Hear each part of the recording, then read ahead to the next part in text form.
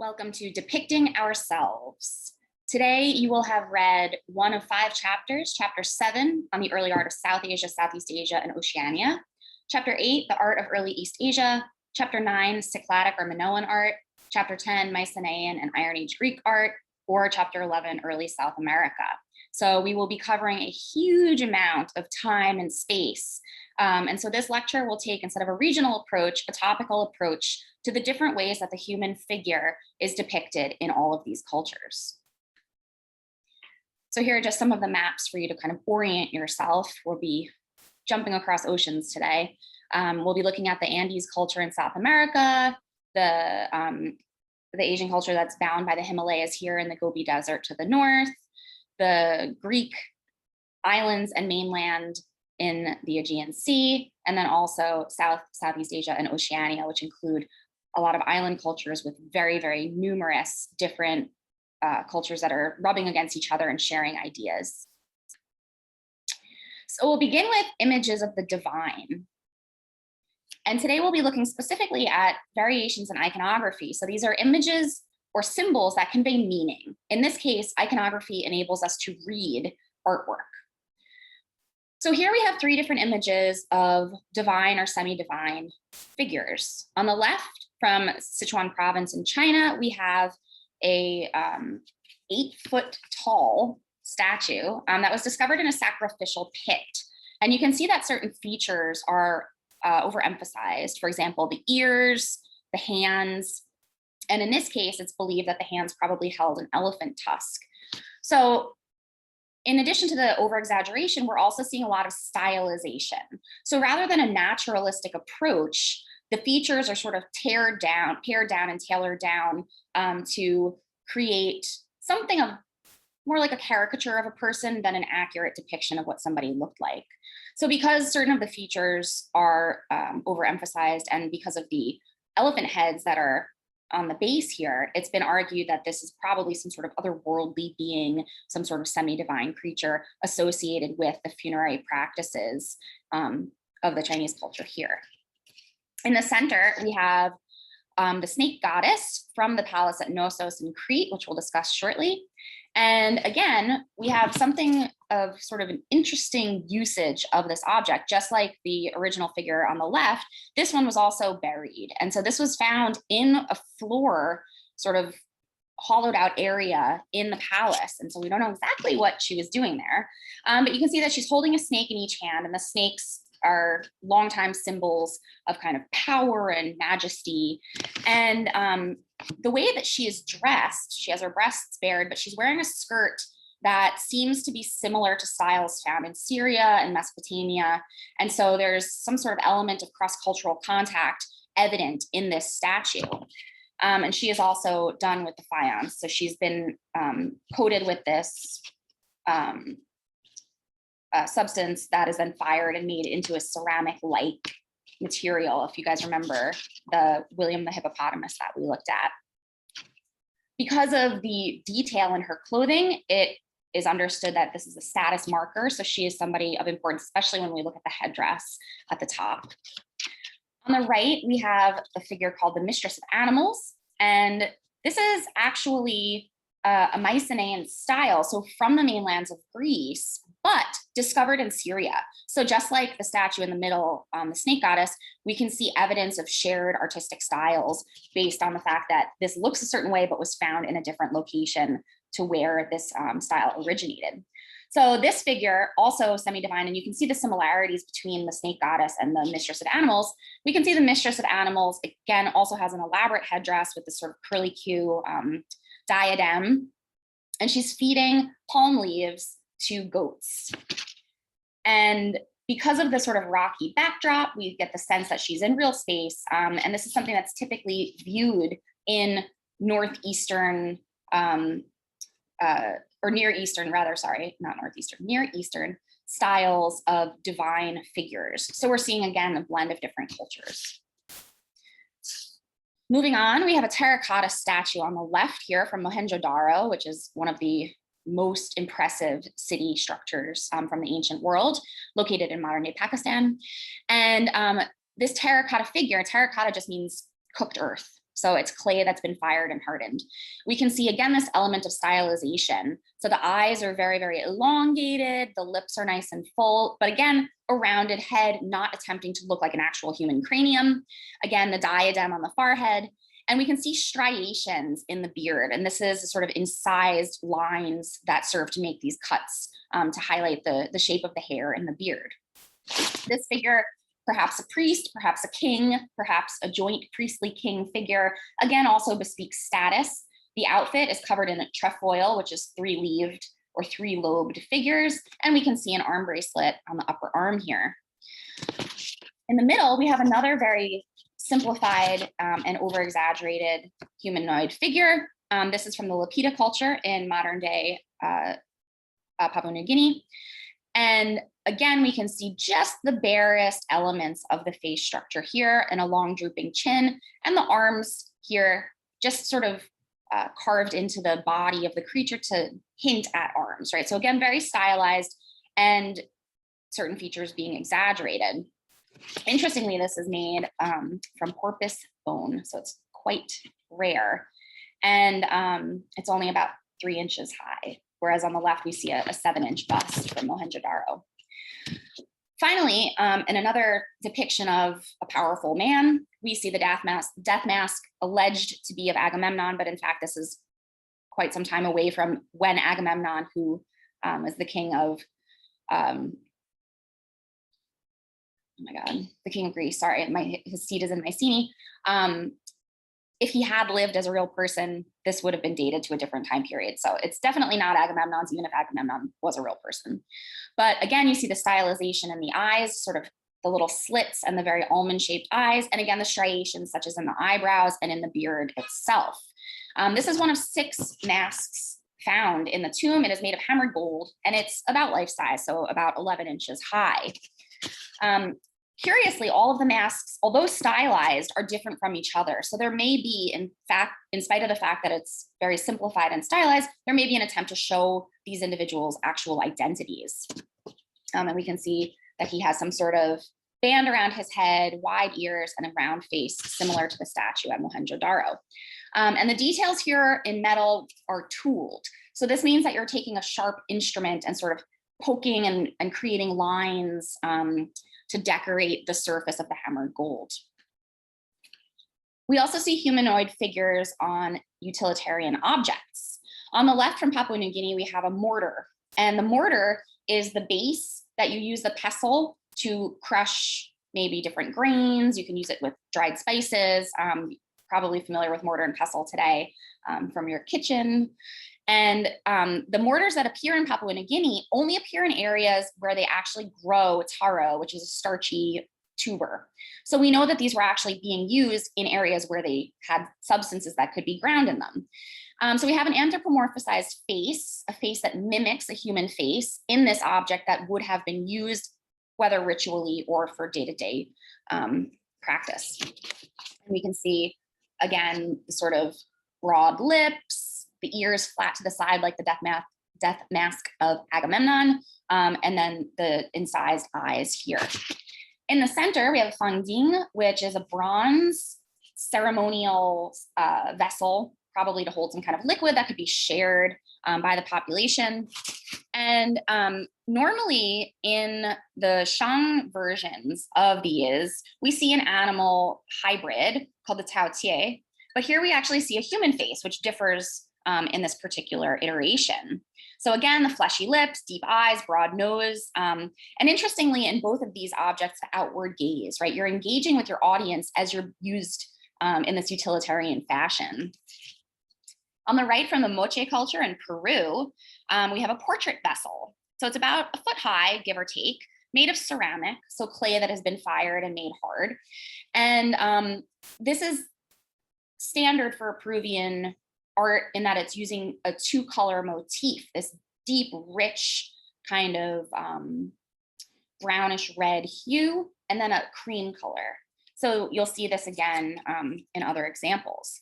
And what's notable about this is the actual spout that the vessel would be filled with and then used, right? So all of these objects are being used. This is called a stirrup. type of spout. So rather than just coming straight down into the vessel, it travels through the stirrup-shaped sides. And we see increasingly naturalistic depiction here. This looks like a real person, whether or not it's an individual or somebody of the time period, it has the features that mimic reality. The human figure is also associated with music and other kinds of interaction in the artistic sense. So here on the left from the Cyclades, which are the islands in the Aegean, we have a little ivory statue, a little marble statue who is about 9 inches high. And again, super, super stylized, right? There don't even seem to be really any eyes or any mouth features, just this oblong nose and the head tilted back, perhaps to mimic singing. And although the arms are missing, they're embracing this shape, which has this little duckbill kind of protrusion, as though playing the harp. And we can see this elegant little seat with the back that this figure is sitting on. So these figures were used, they were broken, they were repaired, they were sometimes perhaps ritually broken. And it's not exactly clear whether they would have been carried around, etc. But we know that these sustained a lot of wear and tear. Interestingly, these figures are quite frequently forged. So when we get to the female figure shortly, I'll explain a little bit why. On the right, just jumping over the jomon for a second, we're looking at a figure that was a piece rather of a lyre, which is a stringed instrument, very similar to the harp, but a different shape. And this is a classical instrument that has 2 sides that can be gripped by the player. And what you're seeing here, this little figurine is one of 2 that would have sort of flanked the instrument. And this figure is made of ivory. It shows a young person, a young man, kneeling. And it was discovered in the temple dedicated to the Greek goddess Hera. So we're not exactly sure what purpose it served, who owned it, but certainly this would have been something that was intended to glorify the divinity. The holes that you see in the various parts are actually places where there used to be inlay of amber and other precious materials. And you can actually still see some of the amber inlay in the little crown item that the figure is wearing. And again, we can see the striations in the hair to indicate the different individual strands. In the center, we also have a strikingly forward-facing object. This is a 15-inch terracotta dogu, which was made in Japan. And other figures of the same genre are marked by rolling a piece of rope onto the wet clay, which creates these kind of interesting little whisk sort of images. But here we have this very, very static figure, huge bulging eyes, which is why these are typically nicknamed goggle-eyed. But like the figure on the right, we have this frontal pose. And as we've seen before, for example, with the image from the Cyclades, this object was ritually broken. It's believed because of the breasts and the wide hips that this may have been some sort of fertility object that may have been broken, for example, during a particularly important moment such as childbirth. To move to more naturalistic depictions, we have the Pallaicastro Koros. And a koros, the plural of which is korai, K-O-U-R-O-I, is a Greek youth, a male youth. And these figures were often appreciated for their realism, their naturalism, and for being sort of emblems of the perfect specimen, according to Greek culture. This is the largest example of a statue that exists in the round in this style. It's made of 8 separate pieces of hippopotamus ivory that is covered with hammered gold. And as a result, we call statues like this chryselephantine, meaning that it is a sculpture that is overlaid with ivory and gold. The chrys part meaning the gold, and then the elephantine indicating the ivory. So this is a style that we will see, but appearing first in the Minoan culture on Crete. The separate pieces, which you can see are quite burned at this point in damage. We don't know if because there was a fire or because they were purposefully burned, but we can see that the pieces are separate and need to be held together by wooden dowels. And the eyes are actually rock crystal, which you can see is a little bit eerie looking perhaps. But what's notable about the poros is that it is extremely, extremely naturalistic. And I gave you a close up here so that you can see some of the ways that the tendons, the veins, and the cuticles even of the nails are visible. And furthermore, the use of gold and the use of ivory ties this piece from Crete, where it was found, to Egypt. And in addition, the figure, the young man figured here, actually is holding a pose that is typical of Egyptian figures. So we're again seeing cross-cultural encounter. To take the idea of sort of the male specimen further, we're looking now at the very, very, very famous terracotta warriors. And the terracotta warriors were intended to serve as a sort of army for the afterlife for Qin Shi Huangdi. This is the first dynast of the Qin dynasty in 221 before the Common Era. And he is known as the first emperor because he's the first to sort of unite all of these disparate Chinese provinces into one major empire. And so as part of his glorification and as part of his status and his self-expression of status, he created this mausoleum, which measures 1.2 miles by 0.6 miles. So this is a huge area that was discovered and excavated, holding 7,000 to 8,000 individual warriors. These would originally have been painted. And as you can see on the right, their facial features do differ from each other, indicating that these are not just cast from the same mold, but rather cast from different molds. And again, these are terracotta. So these guys are life size. And they have horses that are also life size, and they have chariots that are nearly life size, and they are holding actual weapons. About 40,000 arrows have been discovered here in the site, crossbows, lances, spears, and swords. So on the one hand, although they look different, and although their bodies are in different postures, they're wearing different attire, there is some sort of sense of conformity. So there's individualism in conformity. And this is because the terracotta warriors were commissioned and sort of using an assembly line mode, right? Being delegated to different groups to simultaneously produce. And so we have a sort of limited vocabulary for hairstyle, for facial features, for, neckerchiefs here, for armor, for pose. So it creates this sense of an actual living army that would have served the emperor in the afterlife. And yet it's a testament also to the tremendously successful bureaucracy of the Qin dynasty, that they were able to commission and reify this vision of the emperors. We see some more soldiers and fighters on these two vessels. On the left, we have a warrior vase from Mycenae. And this is done in sort of the typical color scheme that later on is replaced by the dark black with the kind of goldish red over the front, which you've probably seen in museums. And what we're seeing here are a series of infantrymen. So they're soldiers on foot, and they're very stylized and similar to each other to give the illusion of this kind of coherent, unique body that works together on the battlefield. They're showcasing some new weapons in the wake of the late Bronze Age collapse, perhaps suggesting that now they could stick up against the alleged sea people who came in and caused this major economic and political collapse in the Mediterranean in the 12th century before the Common Era. And what we're seeing here is also composite viewpoint. So composite viewpoint means that on the one hand, you're getting the viewpoint from the side, right? Because we can see the profiles of the figures. But we're also getting the viewpoint from the front in the fact that the eyes are shown as though frontal. So what this does is it gives us not only a sense of dynamism, but a sense of kind of three-dimensionality. And over here, all the way on the left, we can see a woman tearing her hair, perhaps indicating her grief at the fact that these soldiers may never come home. On the right, from the Moche culture in Peru, we see another vase, and we can see again, it has this stirrup style spout.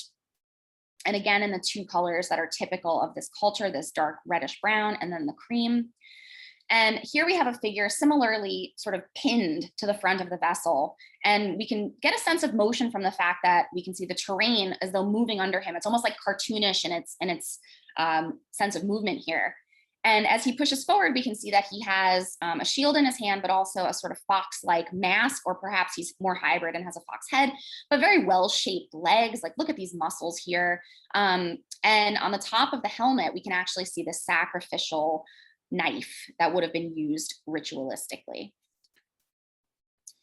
In terms of depictions of female bodies, on the left from Mohenjo-Daro, we have a picture of perhaps a dancer.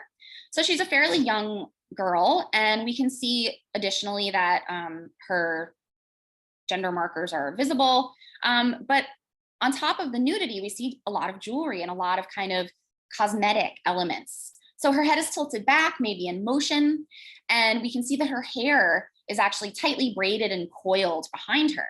She's also depicted with a necklace with several amulets hanging from it, armbands, bracelets, and then many, many bracelets on this side. And her hand is resting on her leg up, perhaps keeping a beat, perhaps frozen in motion. So she has a very sort of sinuous body. And again, the same sort of oversized features, large eyes, broad nose, fleshy lips. In the center, we have another of the Cycladic figures, like the lyre player or the harp player that we saw earlier. This female is more angular, certainly we can say. We do see breasts and genital area here. This is 18 inches tall, made of marble. Sorry, this bronze figure here is only 4 inches tall. And we can see the arms folded across the body, almost melting into the torso, right? So it would be fairly flat and two-dimensional. What's interesting about these figures is that they were not made to stand on their own. The feet make it impossible to prop this figure up, even though we often see them upright in museums today.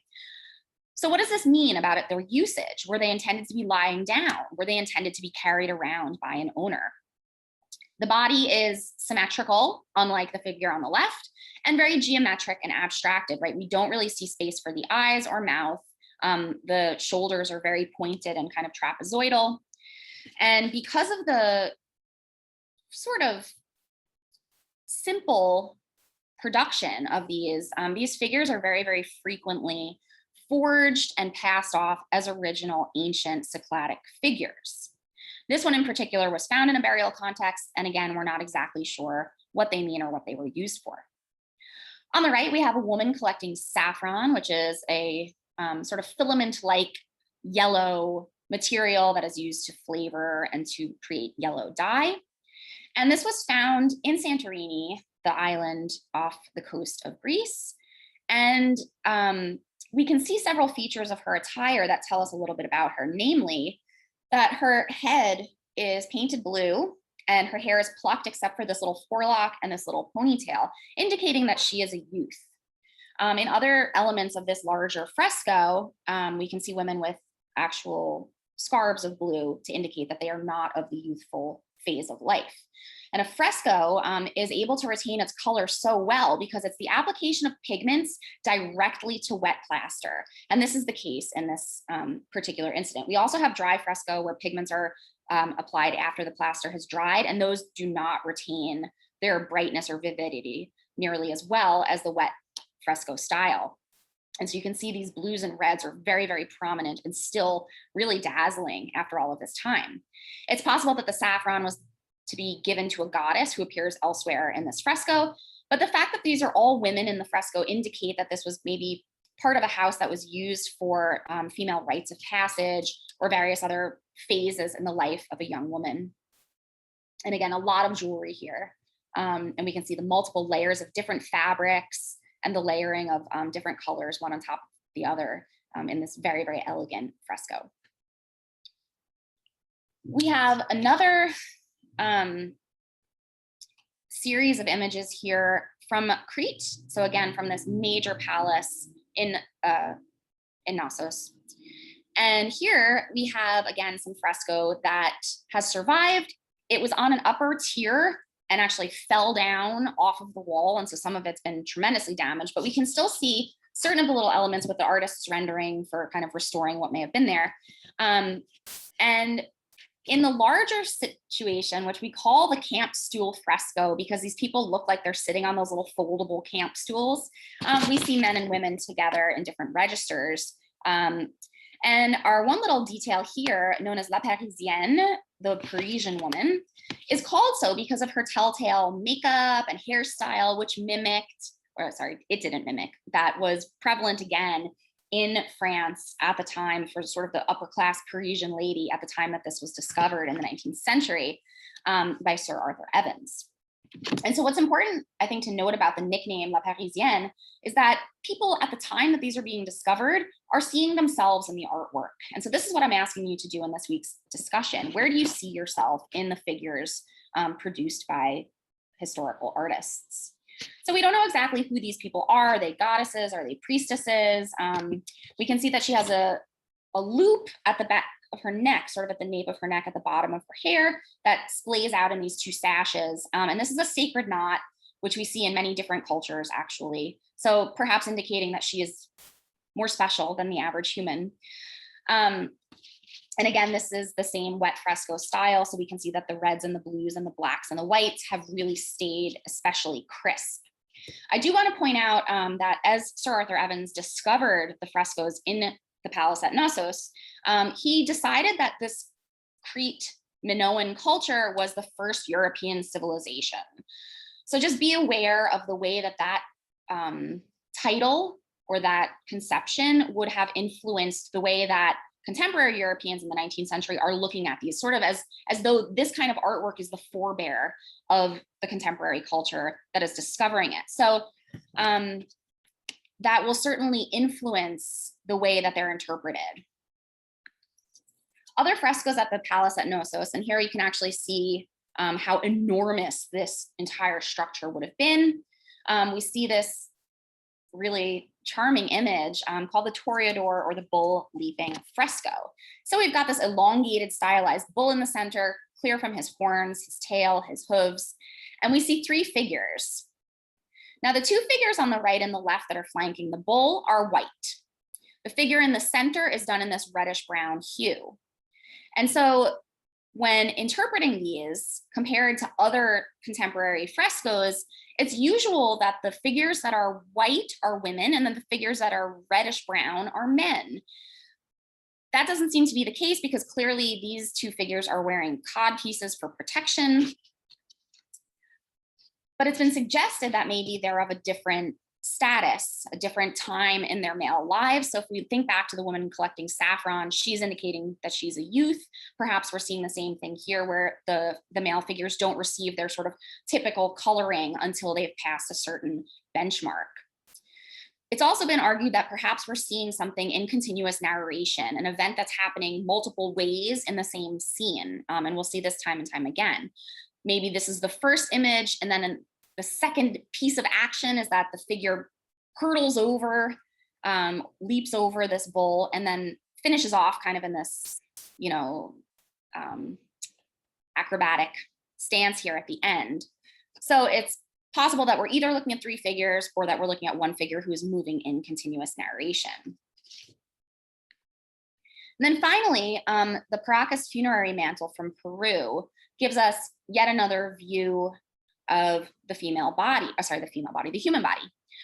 These are perhaps shamans who are kind of guides to the spirit world who can communicate with those in the afterlife on a mantle that would have been involved in funerary practices, so to sort of cover the dead.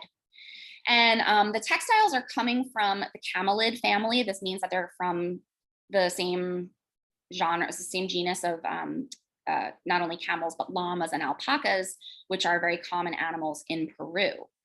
The figures are arranged on a grid with this dark frame around, and we can see it in this close-up here that they're color blocked, right? So the type of embroidery that we're seeing here is producing blocks of color that sit next to each other. We're not seeing the blending of different color threads.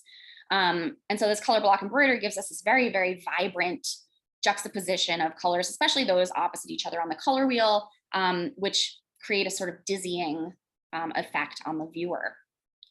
And again, also the black and the white serve to kind of highlight or darken around these color blocked scenes. So the figures all have their heads thrown back. Many of them are holding things that look like arrows or maybe other either perhaps musical instruments or weapons, but there's definitely this dizzying sense of movement, right? Even with the striations provided by the embroidering, where we have a lot of kind of, I don't know how to say it, it engages the eye very, very deeply. There's a sense of sort of zhuzhing, like you're just in motion. Okay, here are your vocabulary terms, and good luck on your quiz.